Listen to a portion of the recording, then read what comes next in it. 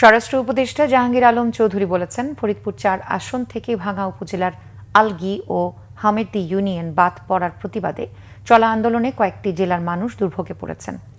এটি কোনোভাবে বরদাস্ত করা হবে না। বিকেলের মধ্যে আন্দোলনকারীরা অবরোধ তুলে না নিলে আইনগত ব্যবস্থা নেওয়া হবে। সচিবালয়ে আইন শৃঙ্খলা সংক্রান্ত কোর কমিটির বৈঠক শেষে কথা বলেন তিনি।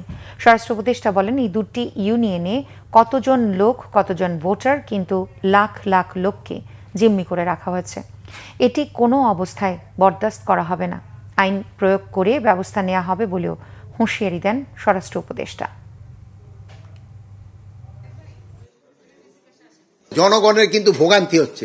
এই দুইটা ইউনিয়নে কতজন লোক আর কতজন ভোটার আর কত প্রায় লাখ লাখ লোকের কিন্তু আপনি জিম্মি করে রাখছেন।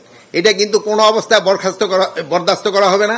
আমরা হয়তো এই আজকেই বিকালের মধ্যে যদি এটা তারা সমাধান না করে, আমরা আইন প্রয়োগের মাধ্যমে এটা করে দেব। তার যদি কোনো দাবি দেওয়া থাকে তারা প্রপার চ্যানেলে জানাবে, কিন্তু রাস্তা ব্লক করে জনগণকে ভোগান্তি করা এটা কিন্তু কোনো অবস্থায় আমার মনে গ্রহণযোগ্য না। পূজার ক্ষেত্রে কোনো ধরনের কোনো অসুবিধা যেন না হয়, এই জন্য আমাদের যা যা করার আমরা সবই করব এবং পূজাটা যেন নির্বিঘ্নে এবং ধর্মীয় রীতিনীতি মেনে যেন করতে পারে, এই জন্য আমরা সব ব্যবস্থা করে দেব।